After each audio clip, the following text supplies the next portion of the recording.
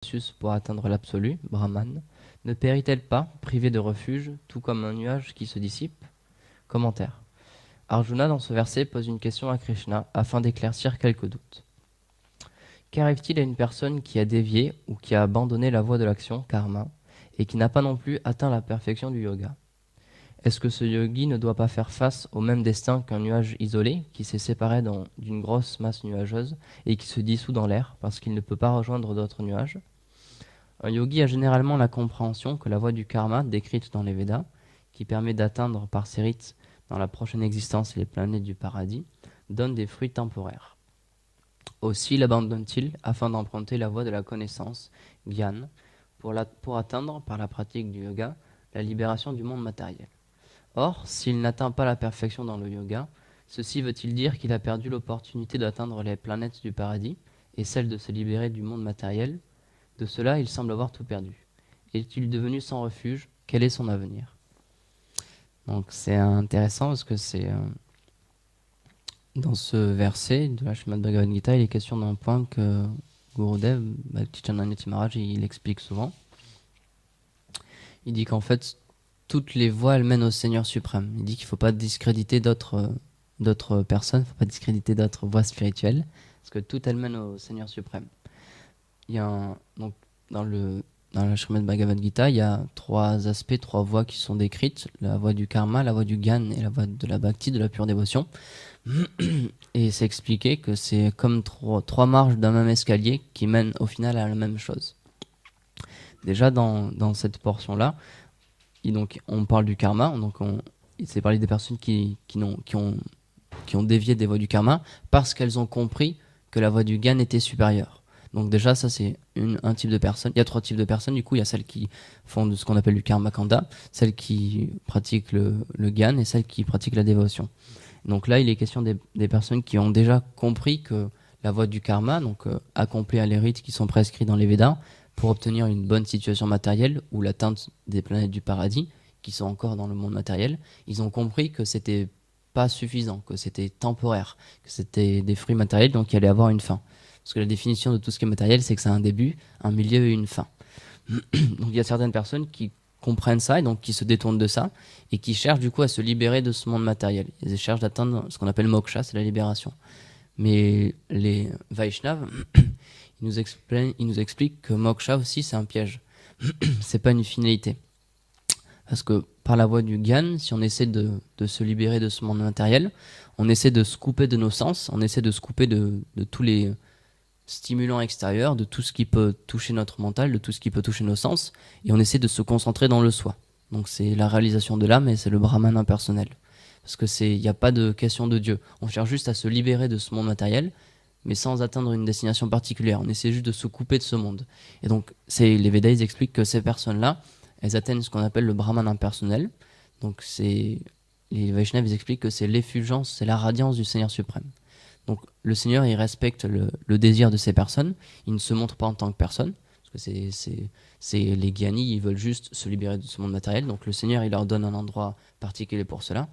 Mais et c'est expliqué dans le Brihad Bhagavatamrita, si je dis pas de bêtises. Non, dans l'histoire de Gopakumar, qu'en fait, ce Brahman impersonnel, c'est cet état. C'est comme une effulgence, on appelle ça. Le Brahmajyoti. En fait, c'est expliqué que le Seigneur est présent dans cet endroit-là. Mais il diffuse une radiance telle à partir de son corps que les personnes qui atteignent cet endroit, ils sont aveuglés par cette radiance et ils peuvent pas voir le Seigneur suprême. Mais il est là quand même. Donc ça, c'est un point qui est très intéressant aussi, c'est que parmi toutes ces voies qui existent, la voie du karma, la voie du gyan et la voie de la bhakti, il y a le Seigneur suprême. Même si les personnes qui pratiquent le karma ou qui pratiquent le gyan, elles cherchent pas le Seigneur, elles sont quand même obligées de l'adorer, même si elles le savent pas. C'est pour ça qu'il y a deux choses. Une première chose, c'est que c'est expliqué que sans dévotion, aucun sacrifice, aucune activité n'a de résultat. Et un autre point intéressant, c'est que on pourrait se poser la question, il y a un de nos frères, Govindadas, qui nous avait posé la question, qui était très intéressante, c'est pourquoi, si la voie du karma et la voie du gyan, elles sont temporaires, et elles nous lient à ce monde et elles ne nous permettent pas de nous libérer réellement, pourquoi le Seigneur suprême les a données? Et pourquoi il a créé des demi-dieux? Il a mis en place tout un système avec des demi-dieux qui régissent sur l'univers, envers lesquels on peut offrir des sacrifices et qui peuvent nous donner des résultats matériels. Ça peut paraître mesquin de la part du Seigneur de créer quelque chose qui nous empêtre dans ce monde. Mais en fait, si on reconnecte ça au fait que on a besoin de dévotion dans chacune de nos activités, les personnes qui pratiquent ces sacrifices pour les demi-dieux, en vue d'atteindre une bonne situation dans ce monde, ou alors dans leur vie prochaine, l'atteinte du paradis par exemple, eh ben, dans leurs activités, elles vont faire des actes de dévotion. Et en fait, ces actes de dévotion, petit à petit, ça va les purifier. Parce que le Seigneur suprême, il explique dans la Bhagavad Gita que c'est lui qui il est le réceptacle le réceptacle ultime de tous les sacrifices. C'est lui en fait envers qui sont offerts les sacrifices. Il a créé les demi-dieux, il leur a donné une position, mais les demi-dieux ils sont subordonnés au Seigneur. Ils peuvent pas donner une bénédiction sans l'accord du Seigneur. Donc si quelqu'un adore un demi-dieu, en fait c'est le Seigneur suprême à travers le demi-dieu qui va lui donner ce qu'il cherche, qui va lui donner un fruit. Donc tout le monde sans le savoir adore le Seigneur suprême. Il y a aussi une chose qui est intéressante, c'est que donc, dans ce monde, on a des désirs, on est attiré par certaines choses, mais en fait, ce que tout le monde cherche, sans le savoir, c'est le Seigneur suprême. Même si on ne s'en rend pas compte, dans chacune de nos activités, on cherche le Seigneur suprême. C'est pour ça que c'est expliqué, Tripurari Swami il explique que, en fait, dans les Védas, c'est expliqué que chaque mot à l'origine, ça désigne une qualité de Krishna. Donc c'est-à-dire que dans chaque objet, ce qui nous attire dans cet objet, ce qui nous donne de la satisfaction, ça peut être la beauté d'une couleur, ou ça peut être la senteur d'une fleur, etc. Chaque chose qui nous attire dans un objet, c'est une qualité du Seigneur suprême. C'est une petite qualité du Seigneur suprême. Parce que tout est le Seigneur suprême, en fait. C'est lui qui a tout créé, donc il est présent dans toute sa création. Donc en fait, tous les...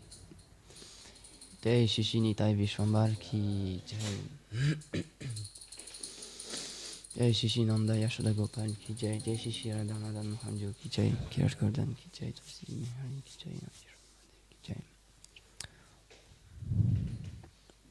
Donc c'est expliqué qu'on cherche le Seigneur dans toutes ces choses, même si on ne s'en rend pas compte. On est attiré par ces choses parce qu'elles possèdent une petite qualité, une infime qualité du Seigneur suprême. Donc c'est pour ça qu'encore une fois, dans la voie qu'on pratique, donc qui est celle de la Bhakti, on ne cherche pas comme les Gyanis à se couper de ce monde matériel, on cherche juste à l'utiliser et à juste rediriger notre attention. Parce que dans ce monde, encore une fois, tout est le Seigneur suprême, donc il suffit d'engager ces choses pour envers un bon but, envers le Seigneur suprême. Parce que tout est une question de conscience. C'est pour ça qu'on dit qu'on fait partie de la conscience de Krishna, qu'on pratique la conscience de Krishna. C'est pour ça que Chaitanya Mahaprabhu, il s'est appelé Krishna Chaitanya, la conscience de Krishna. Il suffit de rester dans ce monde et utiliser ces choses-là au service du Seigneur suprême. Donc la Bhagavad Gita, elle explique, Gurudev, il a expliqué que les Vaishnavis nous ont révélé que le Srimad Bhagavatam, c'est le seul écrit qui est purement transcendantal, parce qu'il traite seulement de la pure dévotion, seulement de la Prema Bhakti. Parce qu'en fait, la Bhagavad Gita, elle traite de ces trois aspects-là, karma, gyan et bhakti. Et donc il y a eu beaucoup d'interprétations qui ont été faites sur la Bhagavad Gita. Et même de nos jours, on peut trouver énormément de différentes versions. Genre j'étais allé sur Google il n'y a pas longtemps, et je ne sais plus pourquoi j'avais tapé Bhagavad Gita pour chercher une chose en particulier. Et donc j'avais vu la page Wikipédia qui s'affichait vite fait. Et donc il y a l'auteur originel qui est cité. Et ensuite, il y a ce qu'ils appellent des éditeurs. C'est des personnes qui ont réécrit ce livre ou qui en ont fait des traductions actuelles. Et dans la liste, il y avait aucun Vaishnav. Donc alors que c'est le Seigneur suprême, c'est Krishna qui a donné cet écrit, justement pour, comme il l'explique, il vient dans ce monde pour donner la dévotion, en fait, pour permettre aux personnes de se reconnecter à lui. Et donc, de nos jours, la grande majorité des personnes, ils savent même pas pourquoi la Bhagavad Gita existe. C'est pour ça que nos acharyas aussi nous ont demandé de vraiment connaître la philosophie, parce qu'il y a beaucoup de personnes en Inde qui considèrent Krishna seulement comme un avatar. Alors que nous, dans notre Sampradaya, en tant que Gaudiya Vaishnava, on nous explique deux choses. On nous explique que Krishna, qui est venu il y a 5000 ans, c'est le Seigneur originel, qui est venu dans sa forme originelle. Il n'a pas pris un corps matériel, il ne s'est pas incarné. C'est lui-même qui est descendu avec ses associés, avec sa demeure, avec Vrindavan, etc. Et aussi, on nous explique que Chaitanya Mahaprabhu, c'est aussi le Seigneur suprême. Ça, c'est pas quelque chose qui est accepté aussi par tout le monde, mais nous, dans notre Gaudiya Sampradaya, on suit ce credo-là, on suit cet enseignement-là. Et donc, la Bhagavad Gita, c'est encore une fois, tout dépend comment on les lit, c'est ça. C'est pour ça qu'on nous enjoint de ne pas lire les écrits Mayavadi, on nous enjoint de ne pas lire les fausses interprétations de la Bhagavad Gita, parce que c'est comme un principe d'association. Si on lit quelqu'un qui critique la Bhagavad Gita ou qui dévoie les enseignements du Seigneur suprême, même si on le sait, petit à petit ça peut nous contaminer et ça peut changer nos idées, même si on s'en rend pas compte. Donc c'est pour ça que l'association c'est quelque chose de très important et on nous demande seulement de lire les écrits qui ont été commentés par nos acharyas. C'est de la même manière, c'est expliqué que le Srimad Bhagavatam, il a vraiment été pleinement manifesté en fait avec le mouvement de Chaitanya Mahaprabhu. Parce qu'en fait, avant ça, il était déjà là. Il a été écrit il y a bien plus longtemps que ça, donc il est en Inde depuis très très longtemps. Il est mis par écrit depuis très longtemps. Et il y avait déjà eu plusieurs commentaires dessus, mais aucun Gaudiya Vaishnav qui avait fait de commentaires. Parce que les Gaudiya Vaishnav n'existaient pas. Ils ont commencé à exister à partir du mouvement de Mahaprabhu. Et donc il y a eu plusieurs commentaires sur le Srimad Bhagavatam, notamment par les 4 sampradayas officiels, par les 4 lignées discipliques reconnues par le Seigneur suprême. Mais aucune d'entre elles, en fait, elles expliquaient le cœur du Srimad Bhagavatam, qui est la dévotion pour Krishna à Vraj, à Vrindavan, en fait.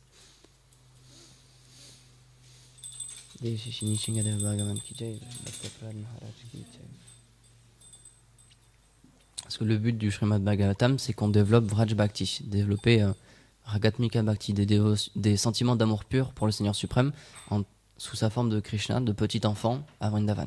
Donc avant, il y avait déjà eu des commentaires, mais ils comprenaient pas en fait ce que c'était vraiment les gopis, toute cette histoire, pendant tout ce qui se passe dans le 10e chant. Ils en parlaient, mais ils comprenaient pas le sens exact. Et en fait, quand Chaitanya Mahaprabhu, il a discuté de toute la philosophie avec Sanatan Goswami, en fait, c'est un point qui est très intéressant, c'est que donc Vyasadev, il a écrit le Srimad Bhagavatam, et en fait, il a reçu une vision du Srimad Bhagavatam. Il est entré dans un état d'extase, de transe, et il a vu tout ce qui se passait au monde spirituel, et c'est pour ça qu'il a écrit. Il a écrit les divertissements avec les gopis, il a écrit tout ce que le Seigneur faisait. Mais c'était une vision qu'il a eue. Or, quand Chaitanya Mahaprabhu il est venu, c'est Krishna lui-même qui vient avec ses associés. Donc les personnes qui étaient avec lui, notamment par exemple les 6 Goswami, par exemple Sanatan Goswami aussi, c'est les personnes qui sont décrites dans le Srimad Bhagavatam. Donc c'est pour ça que c'est expliqué que Sanatan Goswami, il connaissait mieux le Srimad Bhagavatam que Vyasa en fait. Que Shuka, parce que c'est le Srimad Bhagavatam, il parle de lui. C'est pour ça que nos acharyas, notre lignée disciplique, et les Gaudiya Vaishnav, ils sont extrêmement qualifiés, parce que c'est directement des associés du Seigneur suprême qui viennent et qui écrivent des livres sur comment les rejoindre, comment pratiquer cette dévotion.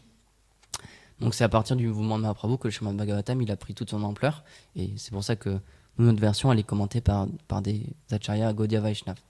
Et aussi un point historique, c'est que jusqu'à l'apparition de Mahaprabhu, donc Mahaprabhu il est apparu dans la Brahma Madhva Sampradaya, et avant ça, donc il y avait 4 Sampradayas, et il était question de Prema, il était question de la Bhakti, de l'amour pour Dieu, mais c'était un amour quand même empreint de révérence. Il n'y avait pas la pure dévotion, il n'y avait pas la dévotion en tant que Gopa ou que Gopi ou que parent proche du Seigneur suprême. Il y avait toujours un aspect d'Aishvarya, toujours un aspect de révérence. Et donc c'est le Seigneur, quand il est venu en tant que Chaitanya Mahaprabhu, qu'il a ouvert cette porte de la dévotion intime avec le Seigneur suprême. Jusque-là, c'était toujours empreint d'une certaine dévotion. C'est pour ça qu'il ne pouvait pas comprendre pleinement le Srimad Bhagavatam. Même si le Srimad Bhagavatam était manifesté, personne en fait ne discutait de cet aspect très intime du Seigneur suprême, de tout ce qui est divertissement avec les gopis, etc. De toute cette dévotion-là, c'était quelque chose qui n'était pas encore révélé. Et il y a un sannyas de Narayan Maharaj qui explique aussi que on est très fortuné parce que dans notre voie, donc on pratique ce qu'on appelle tapas, donc c'est des austérités. Et pour nous, les austérités, c'est suivre les 4 principes régulateurs.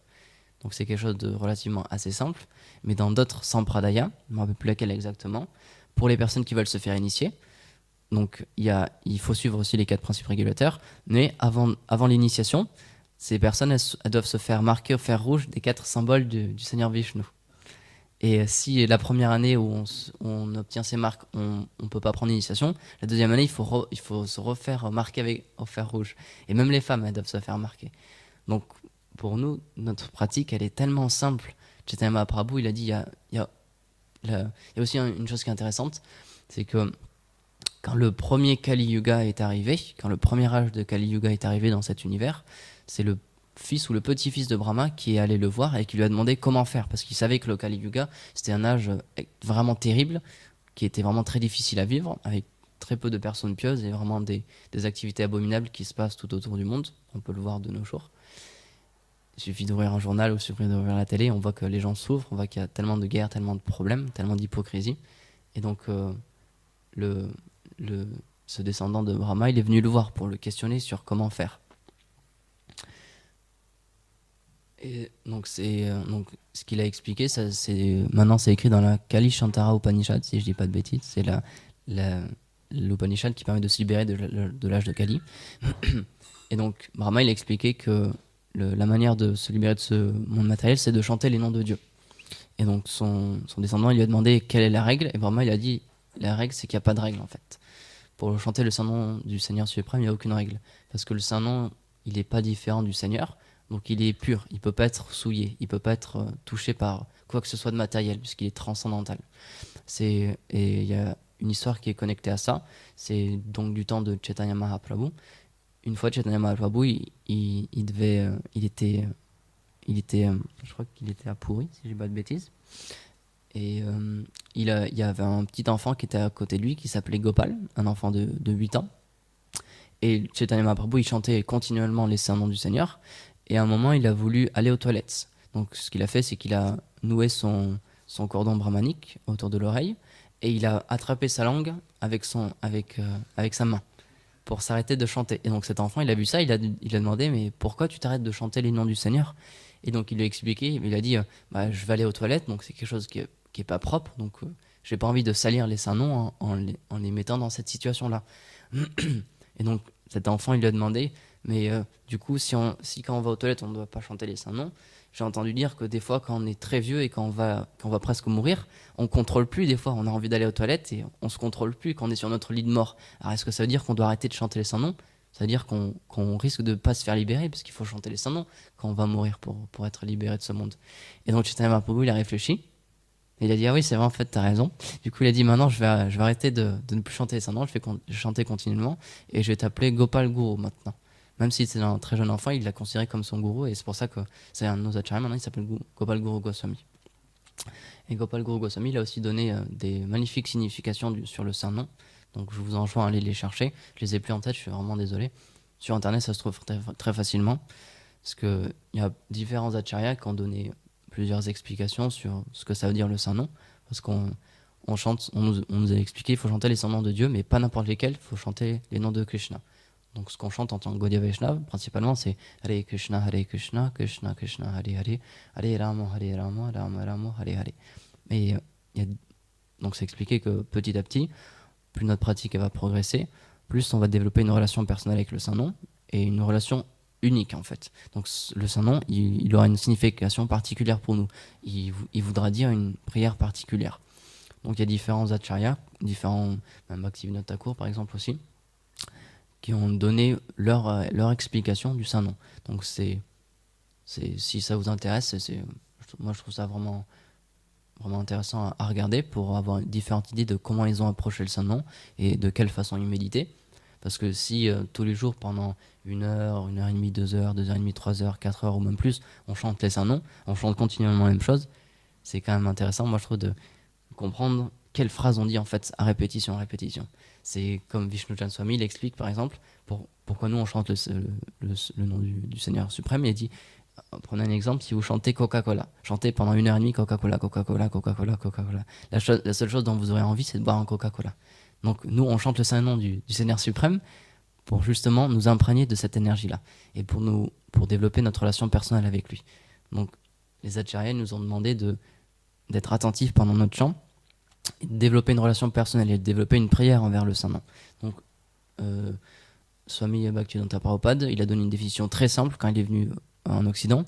Il a dit que le Saint-Nom, ça voulait dire Oh Shrimati Radharani, énergie de Krishna, oh s'il te plaît Krishna, s'il te plaît engage-moi dans ton service. Donc c'est une définition très simple qui marche tout à fait. Et il y a différents acharyas qui ont donné différentes subtilités par rapport à ça. Donc c'est intéressant de découvrir ça aussi. Donc on s'est un peu égaré. Voilà. Donc dans le verset de Srimad Bhagavad Gita, on parle des différentes voies. Et Arjuna il demande qu'est-ce qui se passe pour des personnes qui ont abandonné ces voies-là mais qui n'ont pas atteint la perfection. Donc une de nos définitions en tant qu'âme, c'est qu'on a le libre arbitre. On est libre de faire ce qu'on veut dans ce monde. Et Krishna, il respecte cette liberté. Parce que lui, ce qui l'intéresse, c'est l'amour. Et l'amour, c'est quelque chose qu'on ne peut pas forcer. C'est quelque chose qui doit venir naturellement. Vous ne pouvez pas forcer quelqu'un à vous aimer. Donc lui, tout ce qu'il attend, c'est qu'on veuille, de notre propre gré, se tourner vers lui. Et donc si notre agenda, notre but, c'est pas de se tourner vers lui, il respecte ça et il nous donne les moyens d'atteindre ce qu'on désire. C'est aussi pour ça qu'il a créé ce monde matériel. Et un point technique assez intéressant, c'est que c'est expliqué que donc, on est une âme spirituelle donc, qui est faite de Satchitananda, d'éternité, de connaissance et de félicité, et donc qui n'a rien à voir avec ce monde matériel. L'image qu'il nous a donnée, c'est que l'âme, c'est comme le conducteur, et notre corps, c'est comme un véhicule. Mais on n'a rien à voir avec le véhicule. On n'a pas du tout de tôle ou d'acier ou de circuit électrique en nous. On est juste une personne, on est juste une âme spirituelle. Mais on est dans ce monde matériel parce qu'on a désiré avoir notre expérience. Alors on pourrait se poser la question, si on est une âme purement spirituelle, comment ça se fait qu'on soit emprisonné dans ce monde et qu'on puisse goûter des choses dans ce monde? Comment est-ce qu'on peut avoir un contact avec ce monde si on est purement spirituel et qu'on n'a rien à voir avec tout ça? Donc en fait, c'est expliqué que c'est à cause de notre désir de venir dans ce monde et d'en jouir, et de vouloir jouir de ce monde, hein. Le Seigneur suprême, il nous a recouverts de différentes couches, notamment dans le corps matériel et dans le corps subtil. Et c'est avec ce corps matériel et surtout avec ce corps subtil qu'on peut avoir un contact avec ce monde. Parce qu'autrement, l'âme, elle peut pas être touchée par ce monde matériel. C'est pour ça que Krishna l'explique dans la Bhagavad Gita, la seule chose qui se passe dans ce monde matériel, la seule chose qui agit, c'est les sens qui agissent avec les objets des sens. L'âme, elle est complètement au-delà de tout ça. L'âme, elle n'est pas du tout touchée par le bonheur, par le malheur. C'est pour ça qu'on dit que l'âme ne peut pas être touchée, elle ne peut pas être coupée, elle ne peut pas être séchée, elle ne peut pas être sujet au bonheur, au malheur. Tout ça, c'est le corps subtil et le corps grossier, en fait, qui sont en contact avec ça. Donc c'est parce qu'on a voulu avoir une expérience dans ce monde qu'on a été recouvert d'un corps qui nous permet de penser qu'on existe dans ce monde et qu'on est une personne et qu'on a une famille et qu'on a des sentiments et qu'on ressent le froid, qu'on ressent le chaud, etc. Donc Tribhuvan Raisomil explique que en ce moment, puisqu'on a cette perception-là, puisqu'on veut vivre dans ce monde et qu'on veut expérimenter ce monde, même si notre âme n'a rien à voir avec ça, on essaie désespérément de trouver un bonheur dans ce monde, mais c'est impossible. Donc Tribhuvan Raisomil explique que tant qu'on a cette vision-là, on est sur le plan du mental. On vit dans notre mental, qui nous permet de voir le monde d'une certaine façon. À travers nos samskars, nos impressions, on apprécie certaines choses et d'autres choses, on les rejette parce qu'elles nous apportent ce qu'on appelle du malheur. Et il explique que là, il y a deux choses pour sortir de cet état-là. La première étape, c'est de développer en français, je crois que c'est une résistance stoïque en fait, au malheur et au bonheur qui peut nous arriver, en comprenant que c'est quelque chose qui n'est pas réel, c'est juste une illusion. Ce qu'on appelle bonheur, pour certains, c'est le malheur d'autres, et ce qu'on appelle le malheur, pour certains, ça va être le bonheur d'autres personnes. Donc cette notion de bonheur et de malheur, elle est complètement faussée, elle n'existe pas. Et la deuxième étape, il explique, c'est de cultiver la connaissance védique. Donc, encore une fois, les Védas, ils sont très très larges, ils parlent de absolument, on pourrait dire presque tout et n'importe quoi, ils parlent de vraiment beaucoup de voies différentes, notamment la voie du Gyan et la voie du Karma. Donc Arjuna, il demande qu'est-ce qui se passe pour des personnes qui sont intéressées par cette voie-là et qui veulent pas la dévotion, mais qui n'arrivent pas à la perfection de leur voie, qui n'arrivent pas à la perfection du karma ou qui n'arrivent pas à la perfection du Gyan. Donc le Seigneur, il explique, c'est expliqué dans le Bhagavad Gita, que la conscience que l'on a et que l'on revêt au moment de la mort, c'est cette conscience-là qui va déterminer notre prochaine vie. Donc le Seigneur suprême, encore une fois, il respecte notre individualité et notre liberté, et il nous permet de continuer dans notre vie future là où on s'était arrêté. C'est pour ça qu'en tant que Vaishnav aussi, on explique qu'il y a la loi du karma et la loi de la réincarnation. On nous explique que notre âme, elle transmigre de corps en corps suivant ses désirs. Et c'est pour ça que c'est expliqué aussi qu'il y a des personnes, à cause d'une existence par exemple qui peut être quasiment animale, qui veulent juste assouvir leurs désirs, qui n'ont aucune compassion pour d'autres personnes, et ben dans leur prochaine vie, elles vont revêtir un corps d'animal. Donc c'est pour ça aussi qu'il faut comprendre à quel point il est rare et il est précieux d'avoir une forme humaine, parce qu'on n'est pas du tout assuré dans notre prochaine vie d'en avoir une. Il suffit qu'on ait fait certaines actions ou qu'on ait un certain type de conscience, et automatiquement ça va nous donner un autre corps. c'est expliqué qu'il y a 6 400 000 formes d'espèces vivantes dans lesquelles on peut s'incarner. Et normalement, en suivant la théorie, avant d'arriver dans cette forme-là, cette forme humaine, on est passé par toutes ces différentes formes d'existence.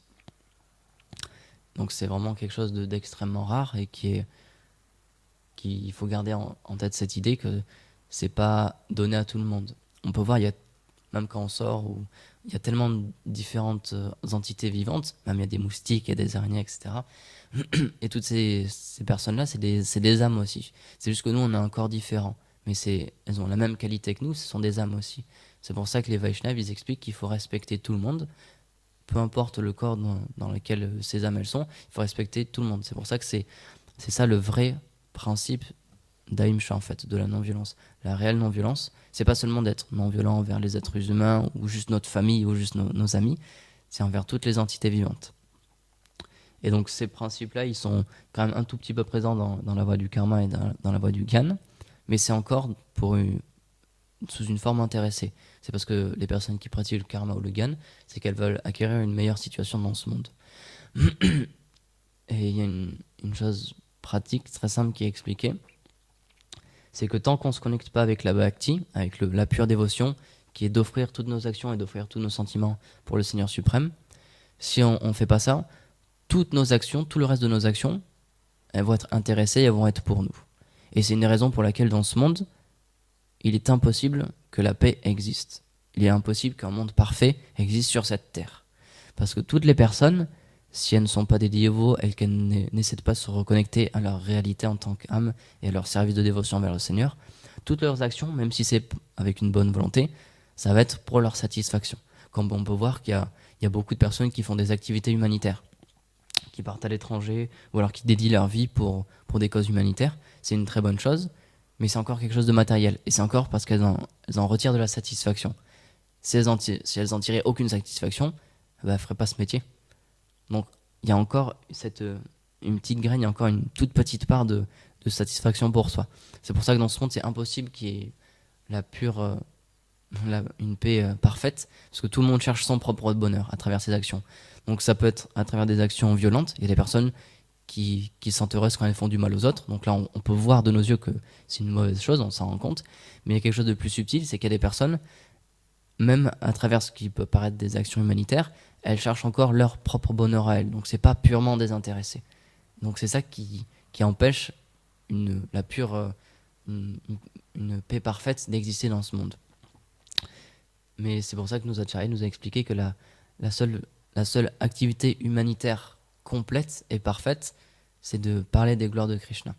Parce que même si on offre par exemple un repas à une personne dans la rue ou si on lui offre du soutien moral, cette personne elle va rester dans ce monde matériel et elle va continuer ses activités dans ce monde matériel. Et on va lui permettre de continuer de faire du karma, on va lui permettre de continuer d'offenser des personnes, de faire du mal à d'autres personnes. Et donc toutes ces choses-là, ça va le lier dans ce monde. Donc en tant que Vaishnava aussi, en tant que Gaudiya Vaishnava, on a ce qu'on appelle le mouvement de Sankirtan, qui est de prêcher les gloires du Saint-Nom et de partager cette connaissance spirituelle, partager cette connaissance védique. Parce que le Bhaktivedanta Prabhupada aussi l'expliquait que la meilleure œuvre caritative qu'on pouvait faire, c'est de partager les gloires du Saint-Nom. C'est pas de simplement distribuer de la nourriture ou simplement aider des personnes qui sont en difficulté. La seule aide que ces personnes elles ont besoin, c'est de se reconnecter avec le Seigneur suprême. Parce qu'encore une fois, pour revenir au point qu'on faisait tout à l'heure, ce que tout le monde cherche, sans le savoir, c'est le Seigneur suprême. Parce que vous pouvez demander à n'importe qui dans la rue, toutes les personnes que vous croisez, vous pouvez discuter un petit peu avec elles, et soit elles vont vous le répondre franchement, soit vous allez le deviner par rapport à leur réponse. Ce qu'elles cherchent, c'est être heureux. Toutes les choses que les personnes font dans leur vie maintenant, c'est pour être heureux. Là, on entend des voitures qui passent dans la rue, et vous pouvez être sûr que toutes les personnes qui sont en voiture en ce moment, elles se dirigent vers un endroit parce qu'elles pensent qu'elles vont être heureuses vers cet endroit-là. Donc c'est le but de tout le monde, d'être heureux.